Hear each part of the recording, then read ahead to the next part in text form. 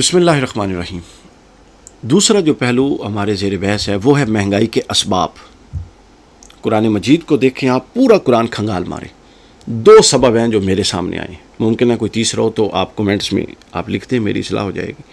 دو بنیادی اسباب ہیں، باقی سب اس کی ذیلی شاخیں ہیں۔ دو چیزیں ہیں جس کو قرآن کہتا ہے کہ یہ دو ایسی چیزیں ہیں جو مہنگائی کا بنیاد بنی ہے، مہنگائی کا سبب بنی ہے۔ ایک ارتکاز دولت اور دوسرا بددیانتی، امانتیں نااہلوں کے سپرد کرنا، بےایمانی، اوپر سے نیچے تک ہر شخص بے ایمان اور نااہل ہے، جس کا جہاں ہاتھ پڑتا ہے وہ لگا رہا ہے۔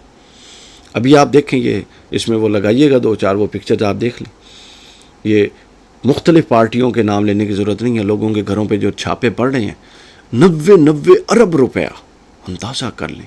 یعنی ایک قوم پل سکتی ہے یار، لوگوں نے مرنا نہیں ہے، ان کو یاد ہی نہیں ہے، خدا یاد نہیں ہے۔ اربوں روپیہ ایک ایک بندے کے گھر سے نکل رہا ہے، کتنے ایک انسان کھا سکتا ہے ایک زندگی میں، اس مختصر زندگی۔ تو ارتکاز دولت پہلا، اور دوسرا بددیانتی، خیانت۔ اس کے علاوہ کوئی تیسری وجہ مہنگائی کی ہے ہی نہیں۔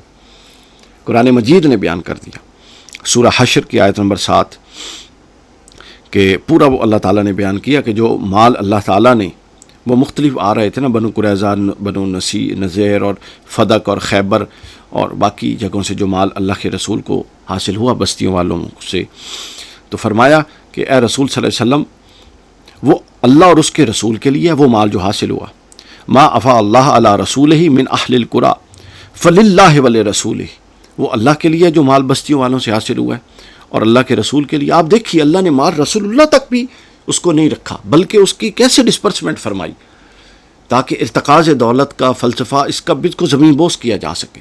یہ کل اسلامی معاشی تعلیمات کی خرابی کی جڑ ہے ارتکاز دولت۔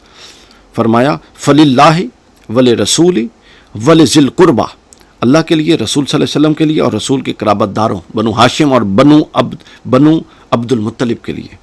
اس کے بعد آگے فرمایا والیتامہ، اور یتیموں کے لیے جو معاشرے کا کمزور طبقہ ہے، جن کا کوئی سربراہ نہیں، ان کے لیے۔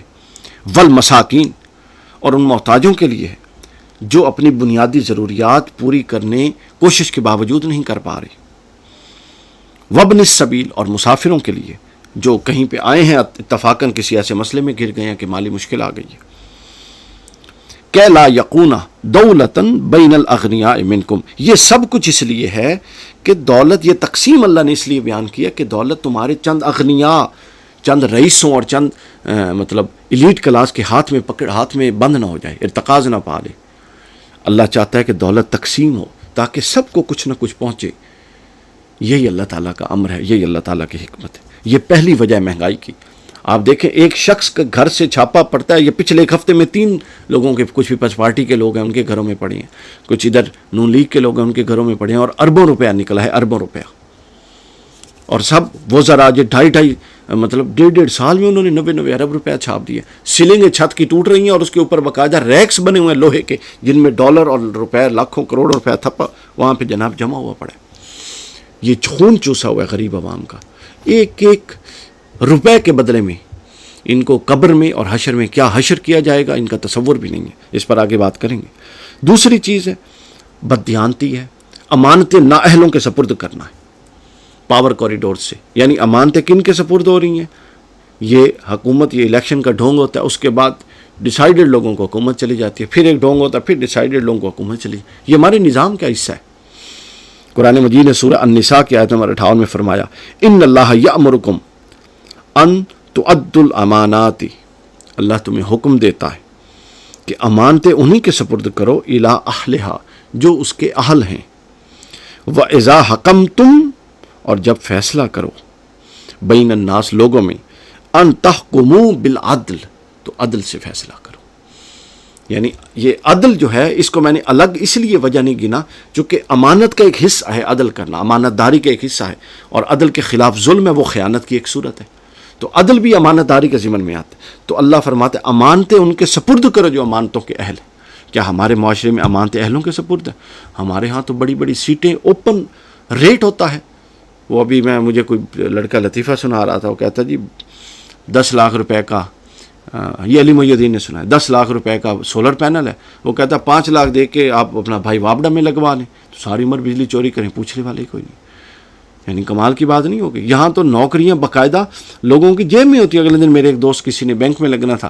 یعنی یہاں پہ تو وہ کلچر متعارف ہو گیا کہ امانتیں ہے ہی نہیں, کوئی اہل کے سپرد ہونی ہے. یعنی ہمارے ایم پی ہیں وہ کوئی اہل ہوتی ہیں؟ مطلب آدھے سے زیادہ کی ڈگریاں جعلی ہیں. مطلب سرے سے ان پڑھ, نہ ان کو دین کا پتہ, نہ ان کو دنیا کا پتہ, نہ ان کو معیشت, کچھ بھی نہیں پتہ. وہ صرف ارب پتی یا باپ کے گھر میں ہے کرپشن کے پیسے سے, اور ان کو پتہ ہے کہ 50-60 کروڑ لگا کے انہوں نے الیکشن جیت جانا ہے, اور غریب آدمی لگا نہیں سکتا. بس یہ پورا کا پورا ایک نظام اور دھندا ہے. تو جب تک امانتیں اہل کے سپرد نہیں ہوگی, اور جب تک دولت کی تقسیم اس طریقے سے نہیں ہوگی, آپ بھول جائیے کہ مہنگائی مسئلہ ختم ہوگا. اور ان کی جو پاکستانی حکمران ہے کم از کم ان کی انٹینشن تو معلوم نہیں ہوتی. اس کا حل کیا ہے, اس کے یہ چونکہ ایک پوری سیریز ہے, اس کے حل پر آگے ویڈیوز آ رہی ہیں, آپ اس کو بھی ملاحظہ کیجئے. سر دست میں نے یہ بتا دیا تاکہ لوگوں کو یہ واضح رہے کہ قرآن مجید کی روشنی میں مہنگائی کے اسباب کتنے ہیں اور کیا ہیں. وہ 2 ہیں, ایک ارتکاز دولت اور دوسرا بددیانتی اور امانت نااہل لوگوں کے سپرد کرنا.